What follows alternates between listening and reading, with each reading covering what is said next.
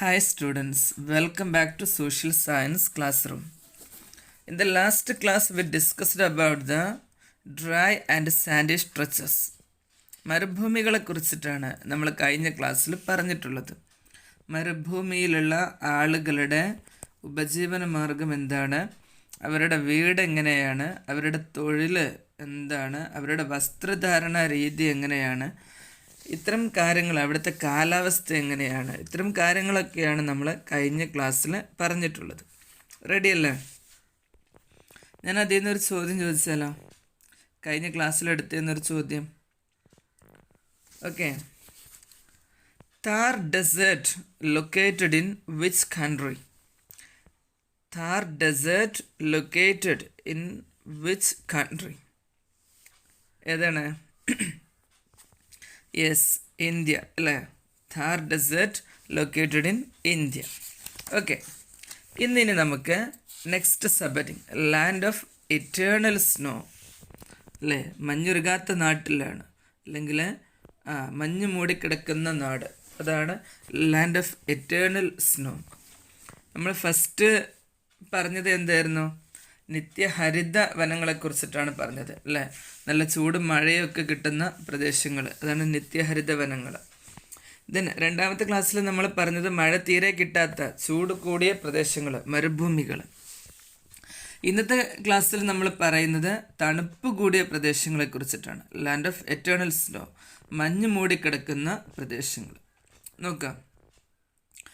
Look at the picture 6.9. ഈ ചിത്രം നോക്കാം. 6.9 അല്ലേ? കണ്ടാൽ തന്നെ മഞ്ഞ് മൂടി കിടക്കാമെന്ന് മനസ്സിലാവുന്നുണ്ട് അല്ലേ? This is A temporary house called igloo. ഇതൊരു വീടാണ്, ആളുകൾ താമസിക്കുന്ന വീടാണ് ഈ കാണുന്നത്. അതിൻ്റെ പേരെന്താണ്? ഇഗ്ലൂ എന്നാണ് അതിൻ്റെ പേര്.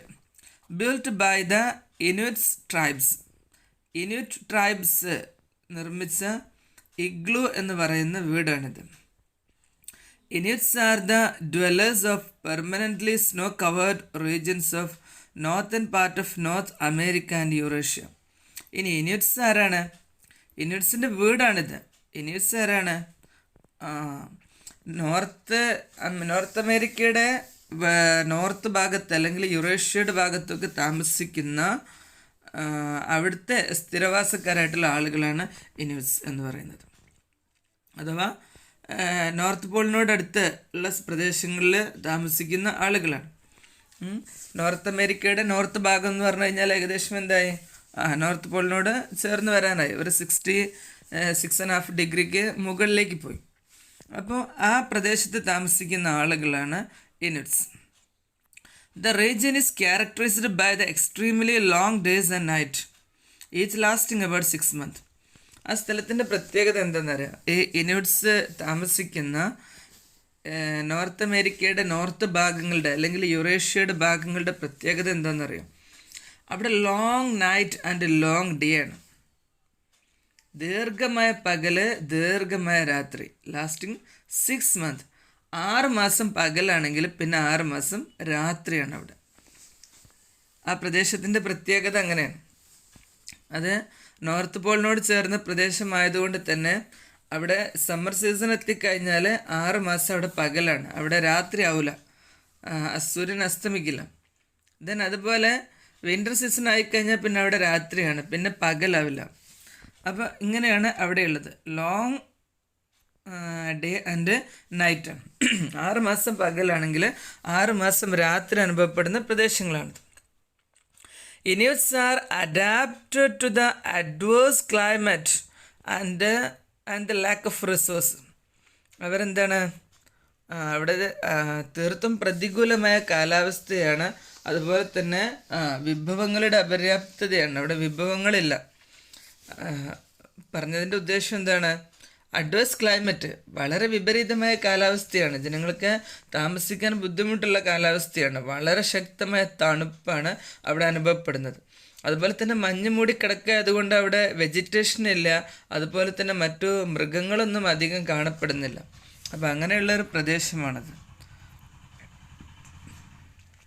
Hunting and fishing are the means of life. അവിടുത്തെ ആളുകളുടെ പ്രധാനപ്പെട്ട തൊഴിൽ എന്താണ്? ഹണ്ടിങ്, വേട്ടയാടുക എന്നുള്ളതാണ്. ഫിഷിംഗ്, മീൻ പിടിക്കുക, മത്സ്യബന്ധനം. ഇതൊക്കെയാണ് അവരുടെ പ്രധാനപ്പെട്ട തൊഴിൽ, ഉപജീവന മാർഗങ്ങൾ. They live in small groups and never settle anywhere permanently.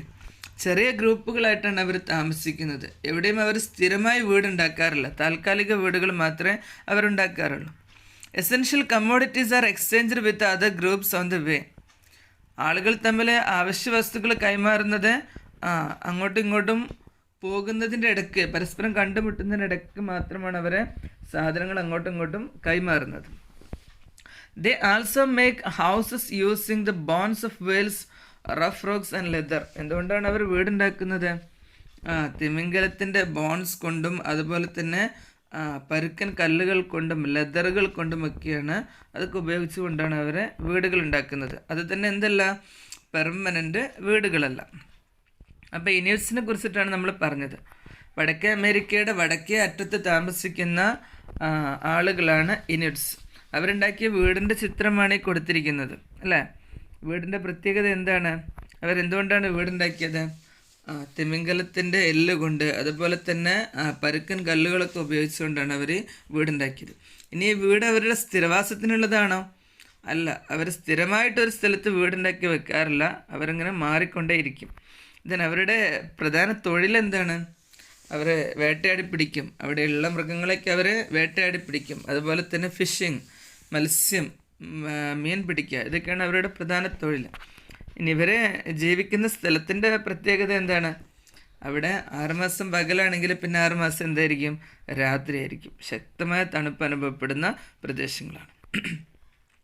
Y don't the Inuits make permanent settlements? എന്തുകൊണ്ടാണ് ഇനുറ്റ്സ് പെർമനൻറ്റ് സെറ്റിൽമെൻറ്റ് ഉണ്ടാക്കാത്തത്? സ്ഥിരമായി ഒരു സ്ഥലത്ത് തന്നെ താമസിക്കുന്നത്. നമ്മളെവിടെയൊക്കെയല്ലേ, നമ്മളൊരു വീടുണ്ടാക്കിയാൽ പെർമനൻ്റ് ആയിട്ട് സ്ഥിരമായി താമസിക്കാനുള്ള വീടാണ്. ഫുള്ള് സെറ്റപ്പിലാണ് വീടൊക്കെ ഉണ്ടാക്കുന്നത് അല്ലേ. അങ്ങനെ ഒരു സെറ്റപ്പിൽ അവർ വീടുണ്ടാക്കാറില്ല. അതിൻ്റെ കാരണം എന്തായിരിക്കും? എന്തായിരിക്കും? ശക്തമായ തണുപ്പ്, അതുപോലെ തന്നെ മഞ്ഞ് മൂടിയിട്ട് അത് അതിൻ്റെ ഉള്ളിലായി പോവും. അതുകൊണ്ടൊക്കെയാണ് അവർ സ്ഥിരമായ ഒരു സെറ്റിൽമെൻറ്റ് ഉണ്ടാക്കാത്തത്. അതുപോലെ തന്നെ എല്ലാ സ്ഥലത്തും ഒരേ സമയത്ത് താമസിക്കാൻ കഴിയില്ല. കാലാവസ്ഥ ചെറിയ വേരിയേഷൻ ഉണ്ടാകുന്നതനുസരിച്ചിട്ട് അവർ അങ്ങോട്ടും ഇങ്ങോട്ടൊക്കെ മാറി താമസിക്കേണ്ട അവസ്ഥയാണ് അവർക്കുള്ളത്. നോക്കുക, during summer they had seals, reindeers, polar bears etcetera. Summer എന്ന് പറഞ്ഞാൽ വേനൽക്കാലത്ത് എന്ന് പറഞ്ഞാൽ വളരെ ഷോർട്ടായിട്ട് മാത്രമേ അവർക്ക് വേനൽക്കാലം കിട്ടുള്ളൂ. ആ വേനൽക്കാലത്ത് അവരെന്ത് ചെയ്യുന്നു? ഹണ്ട്, വേട്ടയാടാണ്. സീൽസ്, അതുപോലെ തന്നെ റെയിൻഡേഴ്സ്, പോളാർ ബിയർസ്, അതൊക്കെയാണ് അവിടെയുള്ള ആകെ വേട്ടയാടാനുള്ള മൃഗങ്ങളെന്ന് പറയുന്നത്. സീൽ, അതുപോലെ പോളാർ ബിയർസ് എന്ന് പറഞ്ഞാൽ എന്താ? പോളാർ ബിയർസ് എന്ന് പറഞ്ഞാൽ ധ്രുവക്കരടികൾ എന്നാണ് പറയാം കേട്ടോ. അവിടുത്തെ സിറ്റുവേഷൻ അനുസൃതമായിട്ടുള്ളതാണ്. They consume the flesh of hunted animals, clothe themselves with their skin and make weapons from their bones and horns. എന്താ പറഞ്ഞത്? അവർ മൃഗങ്ങളെ വേട്ടയാടിയിട്ട് ആ മാംസം അവർ ഭക്ഷിക്കാൻ ഉപയോഗിക്കും. അതിൻ്റെ തോല് കൊണ്ട് അവർ വസ്ത്രം ഉണ്ടാക്കും. അതിൻ്റെ എല്ലുകളും കൊമ്പുകളും കൊണ്ട് അവർ ആയുധങ്ങൾ ഉണ്ടാക്കും, വെപ്പൺസ് ഉണ്ടാക്കും. അപ്പോൾ പൂർണ്ണമായും അവരതിനെ ഉപയോഗപ്പെടുത്തുന്നു എന്നുള്ളതാണ്. മൃഗങ്ങളെ വേട്ടയാടിക്കഴിഞ്ഞാൽ അതിൻ്റെ മാംസം ഭക്ഷിക്കാൻ ഉപയോഗിക്കും. പിന്നെ അതിൻ്റെ സ്കിൻ എന്തിനുപയോഗിക്കും? ക്ലോത്ത് ഉണ്ടാക്കാൻ ഉപയോഗിക്കും. അതിൻ്റെ എല്ലുകളും കൊമ്പുകളൊക്കെ എന്തിനുപയോഗിക്കും? വെപ്പൺസ് ഉണ്ടാക്കാൻ വേണ്ടി ഉപയോഗിക്കും. They never leave the igloo during the winter which last for 6 months. എന്താണ്? They never leave the igloo. നേരത്തെ പറഞ്ഞില്ല, അവരുടെ സെറ്റിൽമെൻ്റ് ആണ് ഇഗ്ലൂ, വീടാണ് igloo. They never leave the igloo. വീടിന്ന് പുറത്തിറങ്ങൂല ഡ്യൂറിങ് ദ വിൻ്റർ. 6 മാസം അവർ വീടിന്ന് പുറത്തിറങ്ങൂല. വീടിൻ്റെ ഉള്ളിൽ നിന്ന് അവിടെയുള്ള ആളുകൾ പുറത്തിറങ്ങൂല 6 മാസം. ഡ്യൂറിങ് ദ വിൻ്റർ സീസണിലുള്ള 6 മാസം അവരെ പുറത്തിറങ്ങൂല. അവരെപ്പോഴും എന്തായിരിക്കും? വീടിനുള്ളിൽ തന്നെയാണ് അവരിരിക്കുക. To survive this period they store food in advance. ആ സമയത്ത് ഭക്ഷിക്കാനുള്ള ഫുഡ് എന്ത് ചെയ്യും? അവർ നേരത്തെ തന്നെ സ്റ്റോർ ചെയ്ത് വെക്കും. എന്നിട്ട് ഇഗ്ലൂവിൻ്റെ ഉള്ളിൽ നിന്നുകൊണ്ട് ഭക്ഷണം ഉണ്ടാക്കിയിട്ട് അതിൻ്റെ ഉള്ളിൽ നിന്ന് കഴിക്കുക എന്നല്ലാതെ അവരെന്ത് ചെയ്യില്ല? പുറത്തേക്ക് ഇറങ്ങില്ല. Air tight leather shoes, double layered jacket and trousers made of 4 are the common costume of the Inuits. അവരുടെ കോസ്റ്റ്യൂം, ഡ്രസ്സ് എന്താണ്? Air tight leather shoes. Air tight leather ഷൂസാണ്, ഉള്ളിലേക്ക് വായു കിടക്കാത്ത, തണുപ്പ് കയറാത്ത ടൈറ്റാക്കിയിട്ടുള്ള ഷൂസാണ് ഉപയോഗിക്കുക. ഡബിൾ ലെയർഡ് ജാക്കറ്റ് അല്ലേ, 2 ലെയറുള്ള ജാക്കറ്റ് ഉപയോഗിക്കും. ആൻഡ് ട്രൗസേഴ്സ്, 2 ലെയറുള്ള ജാക്കറ്റുകളും ട്രൗസറുകളും ഒക്കെയാണ് അവർ ഡ്രസ്സായിട്ട് ഉപയോഗിക്കുന്നത്. ഓക്കെ, അപ്പോൾ അവരുടെ വസ്ത്രധാരണ രീതി, നമ്മൾ ഓരോ സ്ഥലത്തുള്ള വസ്ത്രധാരണ രീതി പറഞ്ഞിരുന്നില്ലേ. ഇപ്പം നേരത്തെ നമ്മൾ മരുഭൂമിയിലുള്ള വസ്ത്രധാരണ രീതി എന്താണ്? ഏറ്റവും കട്ടി കുറഞ്ഞ വസ്ത്രങ്ങളാണ്, അതും ലൂസുള്ള വസ്ത്രങ്ങളാണ് അവർ ഉപയോഗിക്കുക. ഇവരങ്ങനെയല്ല, നല്ല കട്ടിയുള്ള വസ്ത്രങ്ങൾ, അതും ഡബിൾ ലെയറിലൊക്കെയാണ് ഉപയോഗിക്കുന്നത്, അതും ടൈറ്റായിട്ട് നിൽക്കുന്ന വസ്ത്രങ്ങളാണ് ഇവർ ഉപയോഗിക്കുന്നത്. ഇവിടെ ചിത്രമുണ്ട്, കണ്ടില്ല? Then why do the Inuits have a different style of dressing? എന്തുകൊണ്ടാണ് അവർക്ക് ഈ വ്യത്യസ്തമായ വസ്ത്രധാരണ രീതി ഉണ്ടായത്? സിമ്പിളാണ്, ശക്തമായ തണുപ്പിനെ പ്രതിരോധിക്കാൻ വേണ്ടിയിട്ടാണ് അവർ ഈ രീതിയിലുള്ള വസ്ത്രങ്ങൾ ധരിക്കുന്നത്. Then Inuits travelling on flat sledges driven by the tamed dogs is common scene in the region. അവരുടെ യാത്ര എങ്ങനെയാണ്? ട്രാവലിംഗ് ഫ്ലാറ്റ് സ്ലെഡ്ജസ്, ഒരു പലകയാണ്, ഈ ചിത്രത്തിൽ കണ്ടില്ലേ, പലകയാണ്, അടി പരന്ന് കിടക്കുന്ന ഒരു പലകയാണ്. അത് ആരാ വലിച്ചുകൊണ്ട് പോകുന്നത്? വളർത്തുനായ്ക്കളാണ് അത് വലിച്ചുകൊണ്ട് പോകുന്നത്. അതാണ് അവരുടെ യാത്രാമാർഗം എന്ന് പറയുന്നത്. This climatic region lying north of Arctic circle. ഈ മേഖല എവിടെയാണ്? ആർട്ടിക് സർക്കിളിൻ്റെ മുകളിലാണ്. ആർട്ടിക് സർക്കിൾ എന്ന് പറഞ്ഞു കഴിഞ്ഞാൽ 66 ഡിഗ്രി നോർത്താണ് ആർട്ടിക് സർക്കിൾ. അതിൻ്റെ മുകളിലുള്ള പ്രദേശങ്ങളാണ് ഈ പറയുന്ന കാലാവസ്ഥയുള്ള പ്രദേശങ്ങൾ. Extending around the North Pole is known as the tundra climatic region. And extending around the North Pole, north പോളിന് ചുറ്റിയുള്ള മേഖല, അവിടുത്തെ കാലാവസ്ഥ എന്താണ് അറിയപ്പെടുന്നത്? തുന്ദ്ര ക്ലൈമറ്റിക് റീജിയൻ എന്നാണ് അറിയപ്പെടുന്നത്. നോർത്ത് പോളിനോട് റൗണ്ട് ചെയ്തുള്ള മഞ്ഞ് മൂടി കിടക്കുന്ന പ്രദേശങ്ങളിലെ കാലാവസ്ഥ അറിയപ്പെടുന്നത് എന്താണ്? തുന്ദ്ര ക്ലൈമറ്റിക് റീജിയൻ എന്നാണ് അറിയപ്പെടുന്നത്. This region characterized by very low rainfall. അവിടുത്തെ പ്രത്യേകത എന്താണ്? വളരെ കുറച്ച് മാത്രം മഴ കിട്ടുള്ളൂ. ഇവിടെയൊക്കെ എന്താണ്? വർഷണത്തിൻ്റെ രൂപം ഏതാണ്? മഴയല്ല, അവിടെ മഞ്ഞായിട്ടാണ് വർഷണമുള്ളത്. സ്കേഴ്സ് വെജിറ്റേഷൻ, വളരെ കുറച്ച് സസ്യങ്ങൾ മാത്രമേ അവിടെ വളരുള്ളൂ. ആൻഡ് എക്സ്ട്രീംലി ലോ പോപ്പുലേഷൻ, വളരെ കുറച്ച് ആളുകളെ അവിടെ താമസിക്കുന്നുള്ളൂ. It's actually a cold desert. ശരിക്കും അത് എന്താണ്? ഒരു ശൈത്യ മരുഭൂമിയാണ് അല്ലേ. ഉഷ്ണ മരുഭൂമികളെ കുറിച്ചിട്ടാണ് നമ്മൾ നേരത്തെ പറഞ്ഞത് അല്ലേ. അത് ശൈത്യ മരുഭൂമിയാണെങ്കിൽ ആലോചിച്ച് നോക്ക്, വെജിറ്റേഷൻ ഇല്ല, മഴയില്ല, ഫുള്ള് തണുത്തുറച്ച് കിടക്കുന്ന ശൈത്യ മരുഭൂമികളാണിത്. They rarely experienced 10 degrees Celsius in June is considered as the highest temperature here. അവിടുത്തെ ഏറ്റവും ഉയർന്ന ടെമ്പറേച്ചർ എത്ര എന്നറിയാം? ചൂട് വല്ലപ്പോഴും കിട്ടുന്ന 10 ഡിഗ്രി സെൽഷ്യസ് ആണ് അവിടുത്തെ ഏറ്റവും ഉയർന്ന ചൂട്. നമ്മളിവിടുത്തെ ശരാശരി ചൂട് തന്നെ 37-40 ഡിഗ്രി ഒക്കെ ഉണ്ട് അല്ല. നമ്മളിവിടെ ശരാശരി ചൂട് തന്നെ 37-40 ഡിഗ്രി ഒക്കെ ഉണ്ട്. അവിടെ ഏറ്റവും കൂടുതൽ കിട്ടുന്ന ചൂട് ഏതാണ്? വല്ലപ്പോഴും ജൂണിൽ കിട്ടുന്ന ഒരു 10 ഡിഗ്രി ചൂടാണ് അവിടുത്തെ മാക്സിമം ടെമ്പറേച്ചർ എന്ന് പറയുന്നത്. ദെൻ ഇവിടെ എന്താ ഒരു ക്വസ്റ്റ്യൻ കൊടുത്തത്? With the help of an atlas, identify continent where the tundra climatic region exist. എന്താണ്? അറ്റ്ലസ് നോക്കിയിട്ട് ഏതൊക്കെ കോണ്ടിനെൻറ്റിൽ, ഏതൊക്കെ ഭൂഖണ്ഡങ്ങളിൽ തുന്ദ്ര ക്ലൈമറ്റ് നിലനിൽക്കുന്നുണ്ട് എന്ന് നോക്കുക. അഥവാ ഏതൊക്കെ കോണ്ടിനെൻറ്റിൻ്റെ, ഏതൊക്കെ വൻകരയുടെ ഭാഗങ്ങൾ നോർത്ത് പോളിനോടോ അല്ലെങ്കിൽ സൗത്ത് പോളിനോടോ ചേർന്ന് വരുന്നുണ്ട് എന്ന് നോക്കുക. അവിടെയാണ് എന്തുണ്ടാവുക? തുന്ദ്ര ക്ലൈമറ്റ് ഉണ്ടാവുക. Okay. Then the major vegetation that survives the extreme cold climate comprises moss and lichens. എന്താണ്? അവിടെ തണുപ്പിനെ പ്രതിരോധിച്ച് അതിജീവിച്ച് നിൽക്കാൻ കഴിയുന്ന വെജിറ്റേഷൻ, സസ്യങ്ങളെന്ന് പറയുന്നത് എന്ത് മാത്രമാണ്? മോസ് ആൻഡ് ലിച്ചൻസ്, പായൽ വർഗ്ഗങ്ങൾ, അതുപോലെ തന്നെ പന്നൽ വർഗ്ഗങ്ങളൊക്കെയാണ് അവിടെയുള്ള നിലനിൽക്കുന്ന കുറഞ്ഞ വെജിറ്റേഷൻസ്. സ്മോൾ ഫ്ലവറിങ് പ്ലാന്റ്സ്, ചെറുപുഷ്പികളായിട്ടുള്ള സസ്യങ്ങൾ. And shrubs can be seen only during short summers. ചെറുപുഷ്പികളായിട്ടുള്ള സസ്യങ്ങൾ, അതുപോലെ തന്നെ കുറ്റിച്ചെടികൾ, shrubs എന്ന് പറഞ്ഞാൽ കുറ്റിച്ചെടികൾ, അതൊക്കെ കാണുന്നത് ഷോർട്ട് സമ്മറിൽ മാത്രമാണ് അതൊക്കെ ചെറുതായിട്ടെങ്കിലും ഒന്ന് തലപൊക്കി കാണുന്നത്. ബാക്കിയുള്ള സമയത്തൊന്നും അത് കാണില്ല. സമ്മർ ആകുന്ന സമയത്താണ് അതെങ്കിലും കുറച്ചെങ്കിലും ഒന്ന് തലപൊക്കി കാണുന്നത്. Tall trees are rare here. വലിയ മരങ്ങളൊക്കെ വളരെ അപൂർവമാണ്. The major fauna includes polar bears. അവിടെയുള്ള പ്രധാനപ്പെട്ട ജന്തുവർഗ്ഗങ്ങൾ ഏതൊക്കെയാണ്? പോളാർ ബിയേഴ്സ്, കരടികളുണ്ട്. അതുപോലെ തന്നെ റെയിൻഡേഴ്സ് എന്ന് പറഞ്ഞു കഴിഞ്ഞാൽ ഇവിടെ ചിത്രം കൊടുത്തിട്ടുണ്ട് അല്ലേ, ഒരു മാൻ പോലെയൊക്കെയുള്ള അല്ലേ, ഇതാണ് റെയിൻഡേഴ്സ്. പിന്നെ ആൻഡ് സീ ആനിമൽസ്, കടലിലുള്ള മൃഗങ്ങൾ, ലൈക്ക് വെയിൽസ്, എന്താണ് തിമിംഗലം, സീൽ ഇവിടെ കൊടുത്തിട്ടുണ്ട്, ഇതാ അവിടെ സീൽ അല്ലേ, ഇതാണ് സീൽ. ദെൻ ആൻഡ് ഫിഷസ്, മത്സ്യങ്ങൾ. ഇതൊക്കെയാണ് അവിടുത്തെ പ്രധാനപ്പെട്ട ഫ്യൂണ, ജന്തുവർഗ്ഗങ്ങൾ. Polar bears, reindeers, sea animals like whales, seals and fishes. Okay, ഇതൊക്കെയാണ് ചിത്രങ്ങൾ കണ്ടില്ലേ? ഓക്കെ, ഇവിടെ എന്താ ക്വസ്റ്റ്യൻ കൊടുത്തിട്ടുണ്ടല്ലോ.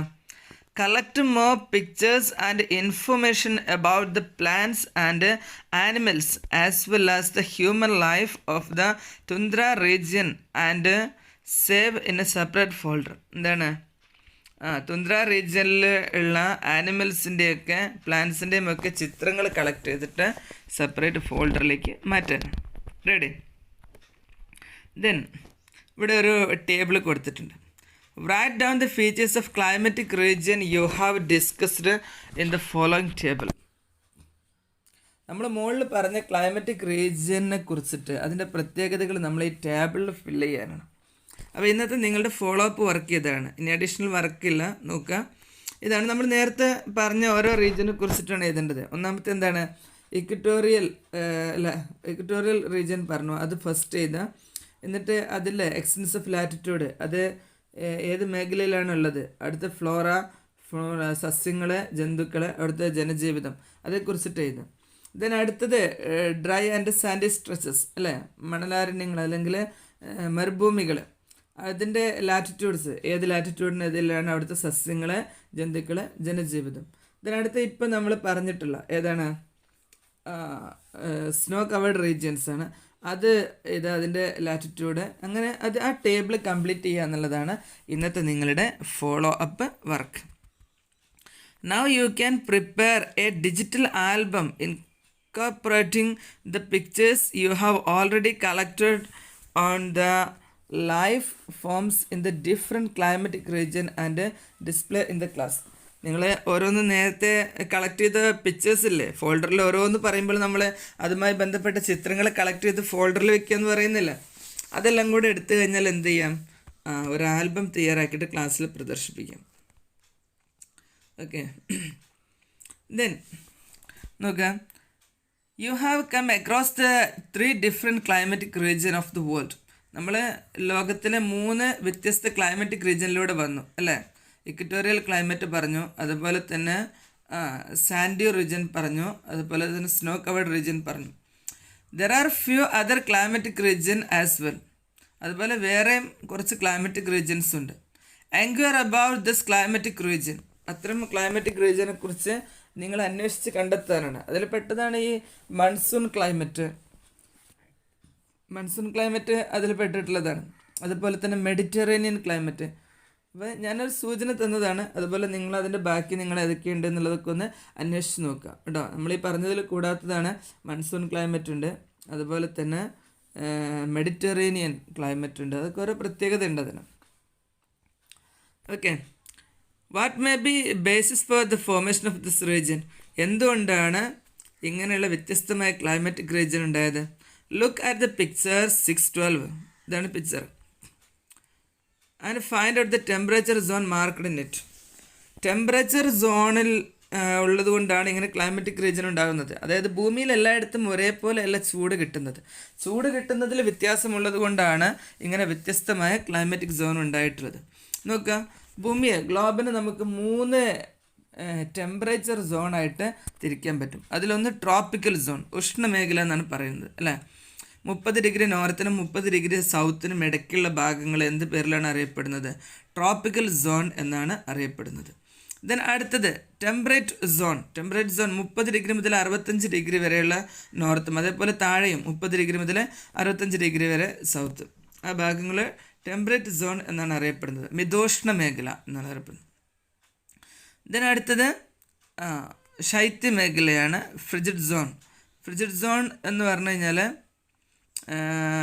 65 ഡിഗ്രി മുതൽ 90 ഡിഗ്രി വരെയുള്ള നോർത്ത് പോളിൻ്റെയും സൗത്ത് പോളിൻ്റെയും ഭാഗങ്ങൾ ഉൾപ്പെടുന്നതാണ് ഫ്രിജിഡ് സോൺ, അതല്ലെങ്കിൽ ശൈത്യ മേഖല എന്ന് പറയുന്നത്. അപ്പോൾ ഉഷ്ണമേഖല, മിതോഷ്ണ മേഖല, ശൈത്യ മേഖല, ഇത് ടെമ്പറേച്ചർ കിട്ടുന്നതിൻ്റെ, സൂര്യപ്രകാശം ലഭിക്കുന്നതിൽ വ്യത്യാസമുള്ളത് കൊണ്ടാണ് ഇങ്ങനെ വ്യത്യസ്ത മേഖലകൾ ഉണ്ടായത്. ഇങ്ങനെ ടെമ്പറേച്ചർ സോൺ ഉള്ളത് കൊണ്ടാണ് വ്യത്യസ്ത ക്ലൈമാറ്റിക് റീജിയനും ഉണ്ടായിട്ടുള്ളത്. The temperature zone are classified from the equator towards the poles on the basis of variation in availability of sunlight.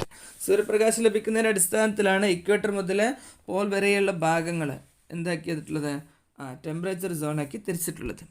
Within this temperature zone there exist different climatic region. ഓരോ temperature സോണിലും എന്തുണ്ട്, വ്യത്യസ്ത climatic regions നിലനിൽക്കുന്നുണ്ട്. The location, nearness to sea, altitude, etc. are the factors contributing the formation of climatic region. Climatic region രൂപം കൊള്ളുന്നതിനെ സ്വാധീനിക്കുന്ന ഘടകങ്ങൾ എന്തൊക്കെയാണ്? നിയർനെസ് ടു സീ, സമുദ്രത്തിനടുത്താണോ. ആൾട്ടിറ്റ്യൂഡ്, സ്ഥലത്തിൻ്റെ ഉയരം. അതുപോലെ തന്നെ അത് ലൊക്കേഷൻ, ആ സ്ഥലത്തിൻ്റെ ലൊക്കേഷൻ. ഇങ്ങനെയുള്ള കാര്യങ്ങളൊക്കെ നോക്കിയിട്ടാണ് ക്ലൈമറ്റിക് റീജിയൻ ഫോം ചെയ്തിട്ടുള്ളത്. ചില സ്ഥലത്ത് സമുദ്രങ്ങൾ ഉണ്ടാവില്ല, അതുപോലെ തന്നെ ചില സ്ഥലത്ത് സമുദ്ര അതിർത്തികൾ ഉണ്ടാകും. അപ്പോൾ അതിനനുസരിച്ചിട്ടൊക്കെ അവിടുത്തെ ക്ലൈമറ്റിലും എന്തുണ്ടാകും, വ്യത്യാസമുണ്ടാകും. then ഇവിടെ ഒരു ടേബിളും കൂടെ കംപ്ലീറ്റ് ചെയ്യാനുണ്ട്. ഇക്വറ്റോറിയൽ ക്ലൈമാറ്റിക് റീജിയൻ അത് ഏത് ടെമ്പറേച്ചർ സോണിലാണെന്നാണ് എഴുതേണ്ടത്. 3 സോൺ പറഞ്ഞു നമ്മൾ, tropical zone, temperate zone and frigid zone. അതുപോലെ hot desert, tundra climatic region, ഇതൊക്കെ ഏത് ക്ലൈമാറ്റിക് സോണിലാണ് എന്നാണ് എഴുതേണ്ടത്. Okay, so the chapter is over. അപ്പോൾ ഇന്നത്തെ ഫോളോ അപ്പ് വർക്ക് എന്താണ്? Follow up work complete the table. ഈ ടേബിൾ കംപ്ലീറ്റ് ചെയ്യുക എന്നുള്ളതാണ് ഇന്നത്തെ ഫോളോ അപ്പ് വർക്ക്. റെഡി?